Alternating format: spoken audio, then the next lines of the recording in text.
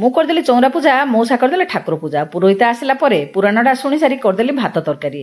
ମଉସା ଖାଇଦେଲେ। ରାତିର ପରଟା ଥୁଆ ହେଇଥିଲା। ପିଲାକୁ ଖୁଆଇସାରି ମୁଁ ମଧ୍ୟ ଖାଇଦେଲି ପରଟା।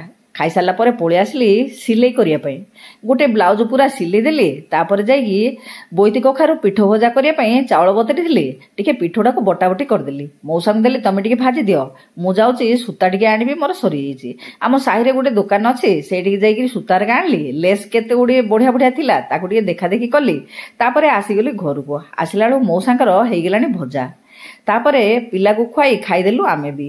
ଖାଇସାରିଲା ପରେ ଟିକେ ରେଷ୍ଟ ନେଲୁ। ଉଠିଲା ପରେ ଚାହା ଟିକେ କରିକି ଧରିକି ବସି ପଡ଼ିଲି ପିଇବା ପାଇଁ। ଚାହାଟା ପିଇ ସାରି ଘର ଦ୍ୱାର ସବୁ ଅହଳା ଅହଳି କଲି। ଲୁଗାପଟା ସବୁ ଶୁଖାଇଥିଲା, ତାକୁ ଆଣିକି ଟିକେ ଫୋଲ୍ଡ ଫାଲ୍ଡ କରିକି ରଖିଲି। ରଖି ସାରିଲା ପରେ ସନ୍ଧ୍ୟାଟା ଦେଲୁ। ସନ୍ଧ୍ୟାଟା ଦେଇସାରି ଆଉଥରେ ସିଲେଇବାକୁ ବସି ପଡ଼ିଲି। ଭିଡ଼ିଓଟା ଭଲ ଲାଗିଲେ ଚ୍ୟାନେଲକୁ ସବସ୍କ୍ରାଇବ୍ କରିବେ ବୋଲି ଆଶା ରଖିଲି।